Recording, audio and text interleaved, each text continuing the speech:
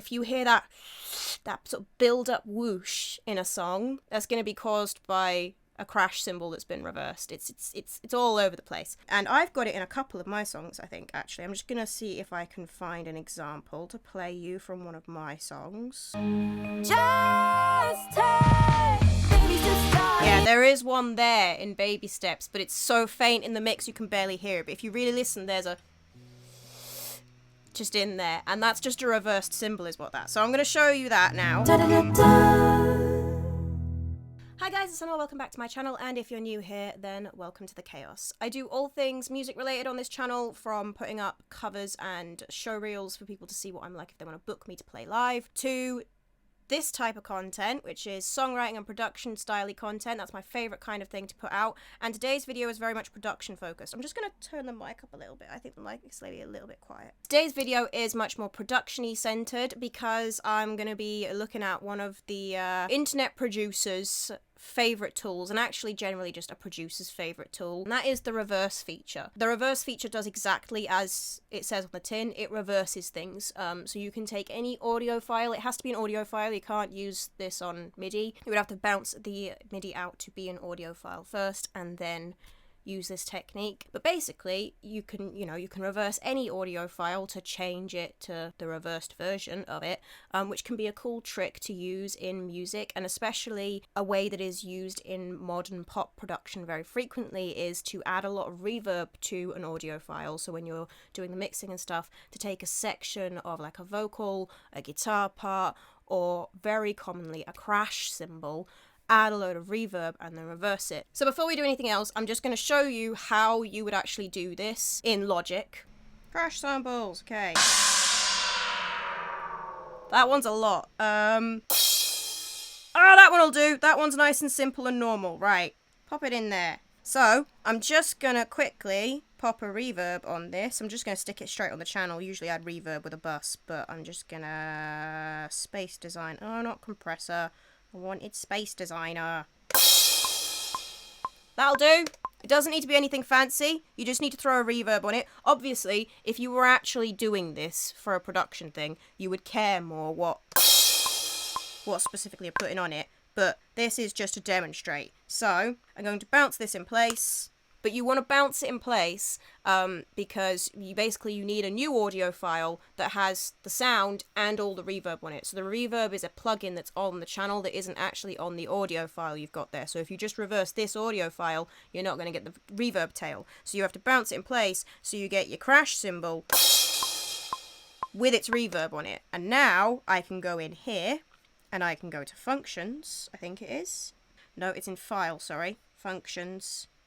So, it was on track before, just so you know. You have to go to file. You want the file, not the track. Functions, reverse. Zoom. Just like that, 'tis reversed.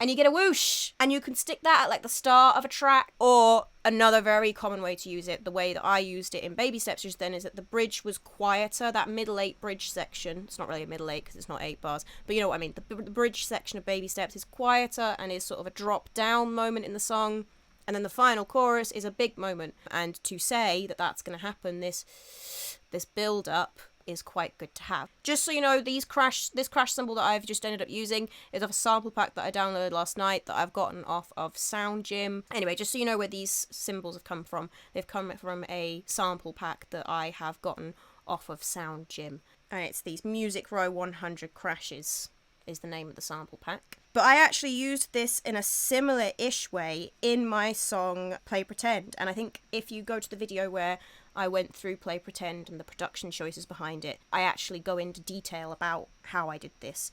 But I'm just going to try and play it to you now, so you can hear it again. Hear it then?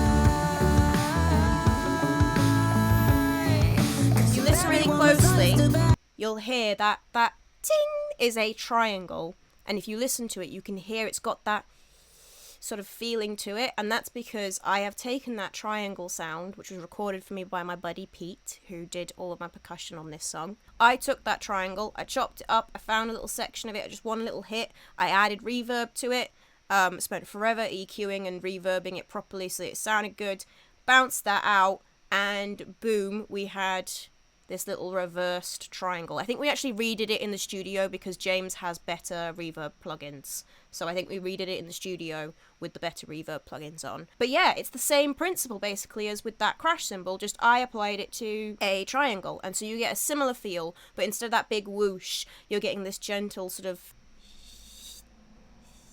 instead of a full-on shh. And it worked so well in that track, and I was dead proud of myself for thinking about doing that. That is one way that I have used it in music before, but another common way that the reverse trick is used is on vocals. People will often take the very first word of a phrase, like the very first word of the first line of a song, and they will chop it out, throw a load of reverb on it again, bounce it, reverse it, and throw it back into the mix in some way.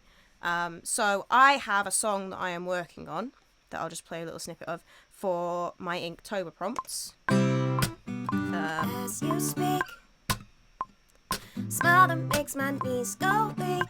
This is just a little demo, so it doesn't sound great yet. And basically I am producing a song for every single one of the Inktober prompts. Just a short song, like under a minute, not like a full-on song, just the start of a song. But I'm trying to do something fully produced as my challenge.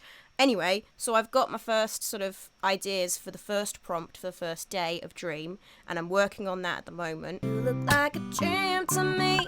That's the main sort of bit of the song. So I am thinking that I might use some of these cool reverse techniques on this song, specifically this first line. As it sparkled as you speak. I think that it will work quite well if I reverse the eyes. So I have recorded already, because I didn't want to do it in the video here because obviously my laptop is heavy breathing and I have to have the window open because it's hot today. So you can hear traffic noise out there. So it wouldn't be a good recording for that. So I've done this with the windows closed before. Eyes. So I've just got some little eyes. So I'm not even gonna bother bouncing this in place. I'm gonna export this take. So I've just got this take with the eyes on it and mute this. Eyes. I'm just gonna find the best one. Eyes. The first one was actually the best one. So this is gonna be my guy. Boom. New audio track. Okay, so I'm not gonna do like the full produce now on this because that could take me forever. I am maybe just gonna do a little bit of shaping on this with EQ. Eyes. There it is. Eyes. And I'm gonna mellow that down just a touch. Nothing fancy, just a little bit. This would maybe not be how I would EQ it at all. There's no point throwing any compression on this because we don't need any compression. So now I'm just going to throw a reverb on it, and I have to put it on the track for this to work. So bear with a sec. Eek.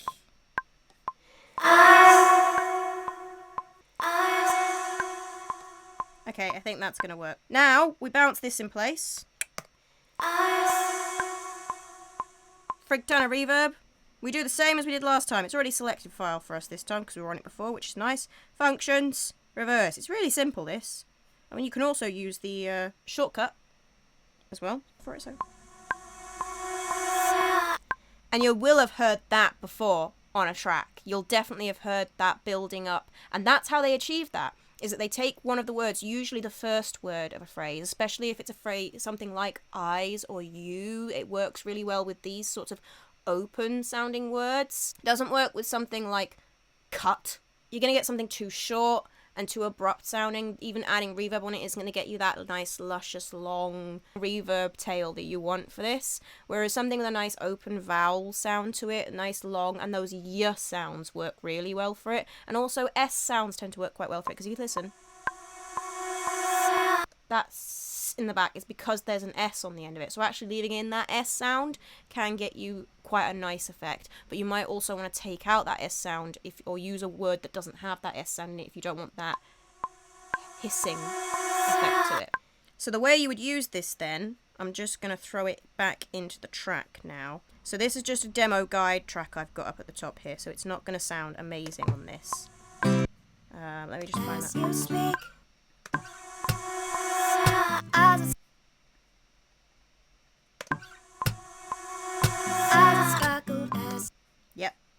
I'm gonna cut it here. As it sparkled as you speak. See? And that would work even better if this were on a proper track. And not just something that I've literally just played guitar and sung it along. So perfect. As it sparkled as you speak. But you can hear that's going to be a really good effect. So that will probably go on the final track. So I'm just going to mute those now, but come back to them later.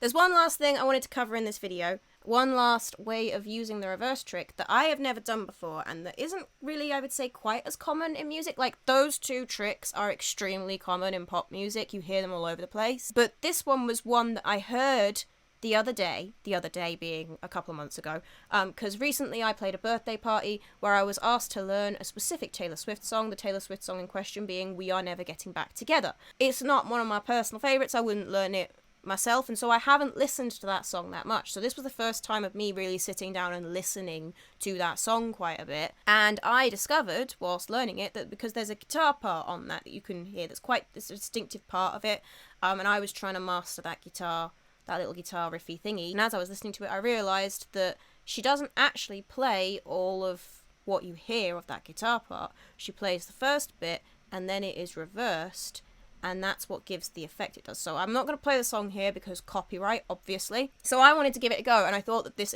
song might be a good place to give it a go. So I have had a go at recording just the chords and stuff out of this little guide track I've done, this little song that I'm working on. So I'm just going to pick a couple of things out of here and have a go at reversing them.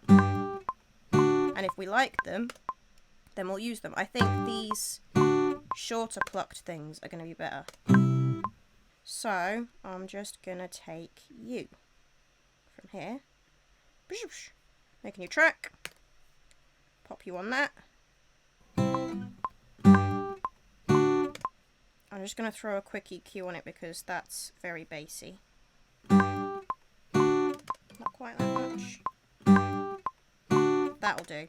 I would do more EQ on this to make it actually sound good, but I don't want this video to go on forever, so throw a reverb on it. Actually, I don't think I want this to be that long because we're not looking for the same effect on this as the... So just a little bit. That'll probably do, actually. And now, again, function, reverse. Let's find out what it sounds like.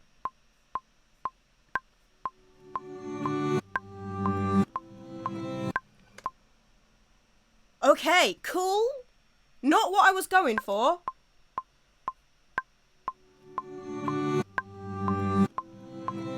But I'm definitely going to come back to that and use that to try and make something in future, something like this. Because I like that. That sounds like a synth now. You know, I've made that guitar sound like a really cool synth. But it's not what we were trying to achieve. So back to the drawing board. Ah, here's my plucked ones. These will probably work better. Should we try without putting any reverb on it this time and see what that does as well? Let's try just reversing it without putting any reverb on it first. And see if we like that. And if we don't, we just undo it and try it with reverb, don't we?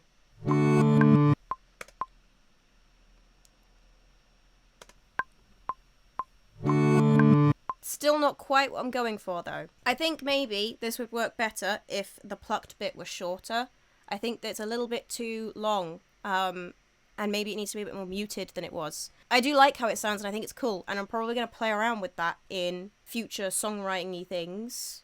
Have a little go at seeing what I can do with that. Maybe it will still work in this song in places, we'll see. But yeah, those are some things that you can do with the reversing tool that I wanted to have a little mess around with and a little play with. We have discovered what it can sound like when you reverse acoustic guitar, and we've discovered that it can sound pretty cool. And I'm definitely going to go away now, and I think I will have a little mess with that reversed acoustic guitar I've got. I'm going to actually do a proper, sit down and put some proper reverb on it and put some proper EQ on it with when I've got all, because I haven't got access to everything, because I haven't plugged in my sound library. It's on a separate USB and I haven't plugged it in because I didn't think I would need it, but turns out I probably should have. I'm going to go away and have a mess with that, and I will play you anything here that I have gone away and messed with.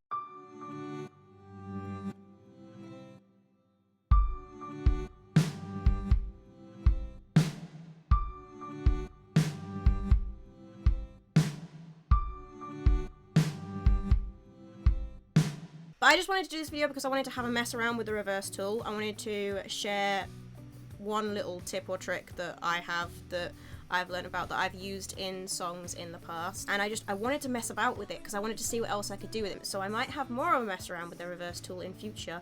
What other things should I have a go at reversing?